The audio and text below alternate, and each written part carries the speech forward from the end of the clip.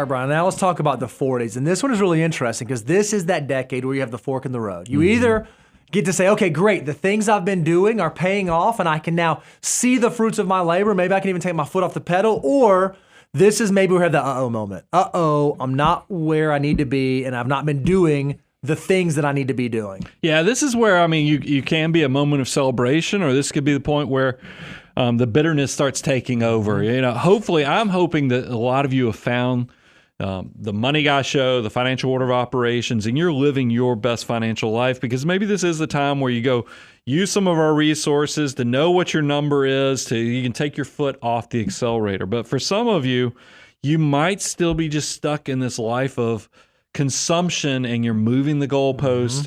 You know, your income has gone up. You really haven't turned that into building up a bigger net worth, but you have built a bigger house. You've got a nicer car. You got to stop moving those goalposts and understand what does create wealth for the long term. So let's talk about what do we need to focus on. The first thing in your 40s, am I saving enough? And you can't know if you're saving enough in your 40s unless you know what you are saving for. So you begin to have some clarity around what is my number, what is the finish line, what's the goal that I'm marching towards. Now, your 40s are still powerful. They're not as powerful as the 30s and certainly not as powerful as the 20s.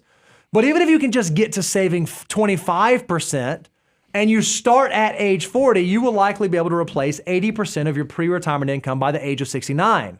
If you're someone who says, "Whoa, I don't want to wait till 69. I need to retire early," then your number is going to be greater than 25%. And you need to be aware of that. If you're just figuring this out at 45, if you start saving 25%, that'll give you a timeline to 75. But if you want to retire in your 60s, you're going to have to figure out, I either need to figure out how I live off less in retirement than I thought I needed to, or I got to figure out how I save more to get to that number. So the first thing you have to figure out is, am I saving enough to be able to live the life that I want to be able to live? And is that life actually realistic based on what I'm capable of doing today to move in that direction? I think it's interesting. We titled this entire decade as the fork in the road moment. And it really is, because it straddles two things. The get wealthy behaviors is like the 40 to 45-year-olds typically. And then I always even talk about my debt, repaying low interest debt, the stay wealthy behaviors of post 45. This chart right here on what 25% can do for you lets you know if you really do get to transition from the get wealthy to the stay wealthy behaviors, or if you have to go back and essentially remediate back to getting wealthy because maybe your savings rate never was that in your 20s and 30s, and you've got to play catch-up mode. This is an important decade to really kind of get yourself that cold water of reality to give and live your best financial life. Now, then the second thing that you can focus on, in addition to are you saving enough, is am I saving in the right places? You know, in your 20s and 30s, we say just save something, do a target retirement fund, follow the financial order of operations. But as you get into your 40s and as you begin to approach what Brian calls the escape velocity, this idea that my dollars and my army of dollar bills are working harder even than I can, you want to make sure you're structuring your financial life to reflect what it is that you ultimately want. You know, if you're thinking about retiring early and you want to leave the workforce before 59 and a half, before 55, then you probably need to structure your saving strategy accordingly to be able to do that. You know, one of the things we talk about all the time is as you get into step 7 of the financial order of operations, we want you to build up 3 distinct tax buckets. You want your tax-free, your tax-deferred, and your after-tax, and that after-tax bucket being the bucket that provides that bridge money. Well, one of the very things that we do is we have a net worth tool where we show right there front and center what your buckets look like. Yeah, I love that this actually gives you the dashboard view where you can see the change. Are you going to have that bridge account to give you easy access because you're leaving early?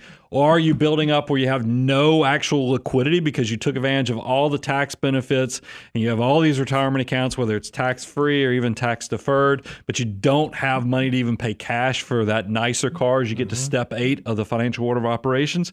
Use this tool that's part of our net worth tool to kind of streamline and maximize, because this is really where the rubber meets the road, is that it's not just about aspirational goals anymore. You're actually now at that fork in the road moment where you actually need to be thinking about what does your financial life look like for you, and not only the saving and building, but also the distribution and spending and consuming of these assets down the road. And then another thing I think that happens in the 40s that's unique is you get to decide, is it time to start prepaying that low interest debt? Maybe you have that mortgage that was at 2.5%, 3.5%. You've been saving, you've checked the box, you know that you're on the right path.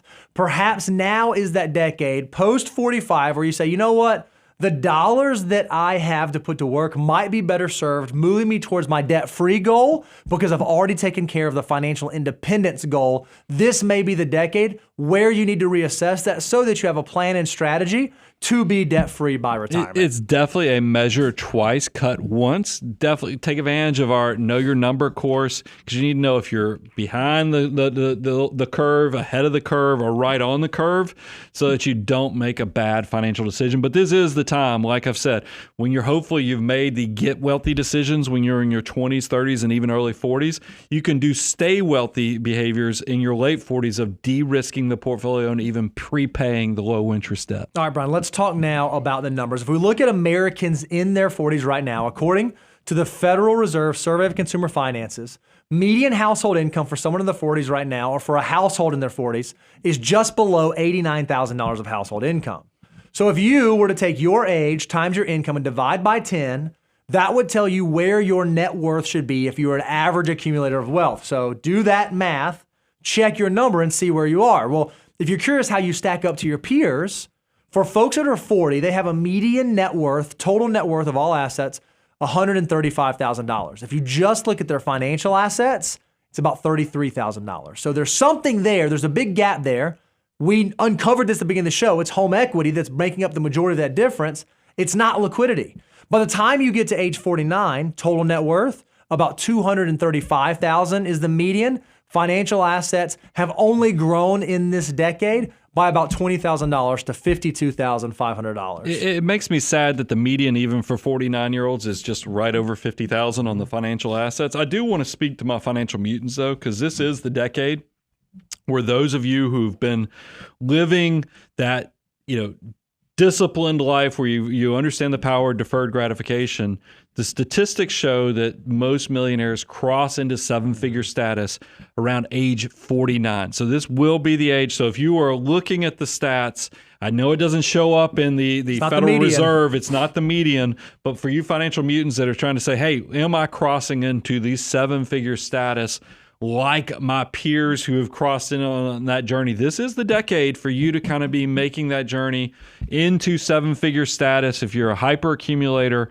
hopefully you're going to reach that seven-figure right around after 20 years of saving and investing when you're 49 years of age.